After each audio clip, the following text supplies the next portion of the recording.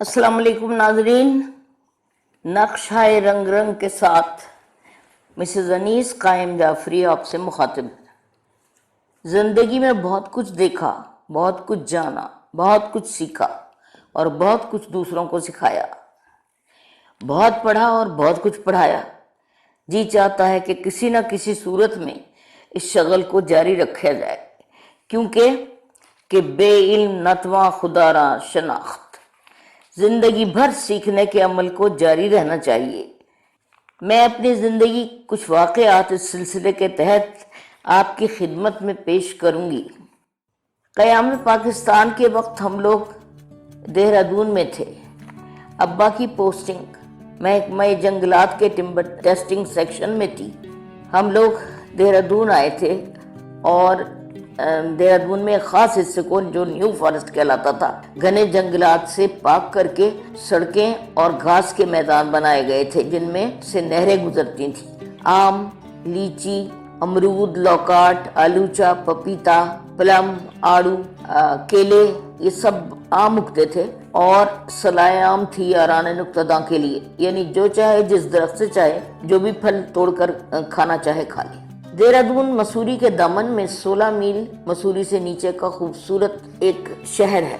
New forest इस वादी का वो इलाका है जहाँ टीन की ढलवान और सिलेंटिंग छतें डालकर कुछ मकान बनाए गए थे।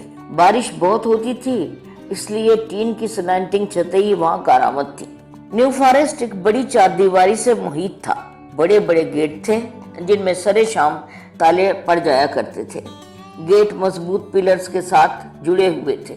मेरी वालदा ने एक रात देखा कि एक शेर पिलर पर चढ़कर बैठ गया है और चांदनी रात में खासी देर उस पर बैठा रहा। फिर जाने क्या सोचकर आहिस्ता आहिस्ता गेट से उतरा और जंगल की तरफ चला गया।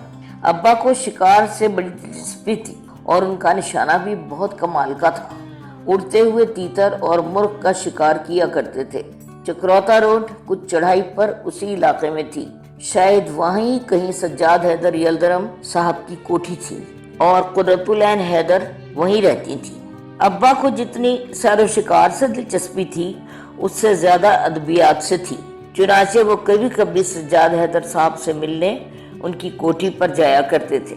कुदरतुल ऐन हैदर ने अपने मजमून डालिनवाला में उस जमाने के हालात लिखे हैं। ये मेरे बचपन का दौर था।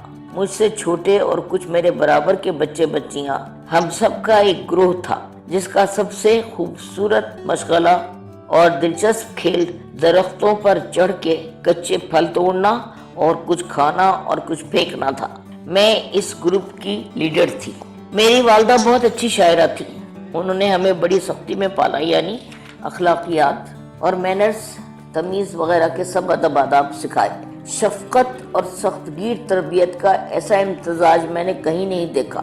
यानी हम लोग किसी गलत काम से इसलिए नहीं बाज रहते थे कि अम्मा मारेंगी, बल्कि हम इसलिए उससे दूर रहते थे कि अम्मा को इसका दुख होगा, वो रंजीदा होंगी। बहुत उम्दा शायरा थी।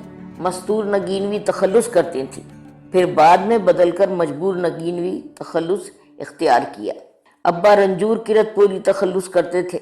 इन दोनों की शेरी और अदबी नोक झोंक हम बच्चों के लिए अदबियाती पनीरी का काम देती थी और हम लोग आहिस्ता आहिस्ता उसी सांचे में ढलते चले गए जो घर के बड़ों का था। जोश मलियाबादी, हकीम काजिम बनारसी और सागर निज़ामी से बहुत करीबी मरासिम थे। सागर निज़ामी देहरादून को बहुत पसंद करते थे। अक्सर गर्मी में हमारे घर आया करते थे और कुछ अरसा ठहर कर मसूरी जाते थे। मैं छोटी सी थी। बाहर के बरामदे में वो और अब्बा कुर्सियों पर बैठे थे कि मैं खेलती खेलती वहां पहुंच गई। सागर साहब ने मुझे गोद में बिठा लिया और अपना गीत चंद्रमा आकाश से फूटा, धरती से गुल बूटे, मेरे दिल से प्रेम जो फूटा, तुम मुझसे क्यों रूठे, मेरे बालों में अपनी उंगलियां फेरते और सुनाते रहे। वो देहरादून को इस कदर पसंद करते थे कि उन्होंने अपने एक शेर में देहरादून में मरने की तमन्ना जाहिर की है। जो मौत आए तो उस सब्ज़ार के नीचे बने मज़ार किसी आबशार के नीचे। एक और बड़ी तारीखी याद ज़हन में महफूज है। देहरादून के नवाब में एक बस्ती थी जो चावल की पैदावार के लिए मशहूर थी। इसका नाम कोलागढ़ था। वहाँ चावल के एक बड़े अड़हती से अब्बा की बसिलसिला सैर व शिकार दोस्ती हो गई। उनके बड़े बेटे की शादी थी। बड़े इसरार से उन्होंने अब्बा को बमा एहलो अयाल मदू किया। अम्मा तो ना गई। अब्बा ने कहा इसे तैयार करा दो, इसे लेकर जाऊंगा। वहाँ सैगल आ रहे हैं, इसे देखकर खुश होंगे। अम्मा ने अच्छे कपड़े पहनाकर लाल पलिश का कोट और सुर्ख जूते पहनाकर मुझे अब्बा के साथ साइकिल पर बिठाकर भेज दिया। वहाँ बहुत बड़ा शामियाना था। पीतल के चमचमाते थाल थे जिनमें वैसी ही चमचमाती कटोरियों में सालन, साग, भाजी और बड़े बड़े पत्तों पर पूरियाँ, कचौरियाँ और न जाने क्या क्या मिठाइयाँ। गरज वो चीज़ें जो हम ना पहचानते थे ना समझते थे। अजीब अजीब केले के पत्तों पर बहुत कुछ अजायबात मौजूद थे।